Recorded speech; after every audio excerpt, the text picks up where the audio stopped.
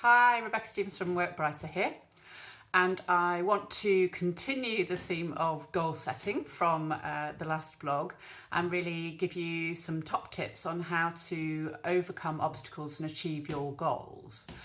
So hopefully you've had a chance to have a look at the template and have a think about what your goals are. But of course, we're all our own worst enemy, and I would say, we are.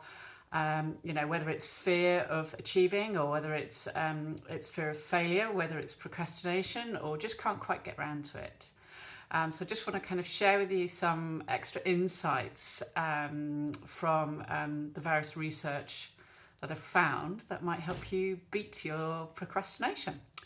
So firstly, and this is linked to kind of writing it down, tell people what you're trying to achieve. There's a lot of research around if you share your goals, people will support you more. They will lend you their mental support, but also some practical support if you need it too. Tell people what you're trying to achieve. It also makes you feel accountable.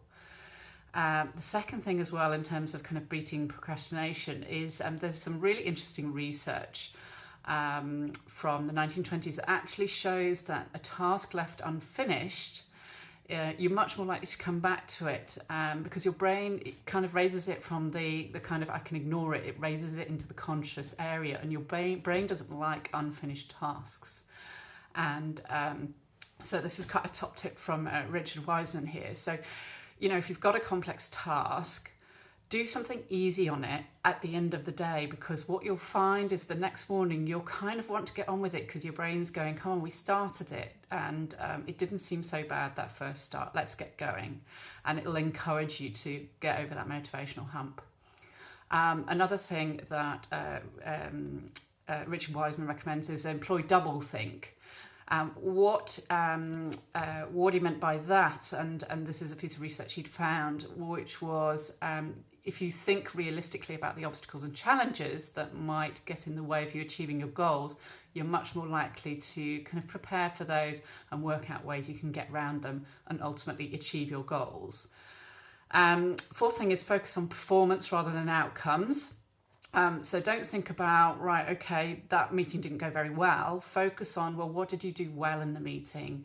What were you pleased that you did? What kind of questions were you happy that you asked? So focus on your performance in the situation rather than the outcome, which you have less influence over. And fifth, and this is a Ben Hunt Davis one here, and I love this one, which was build yourself an evidence wall.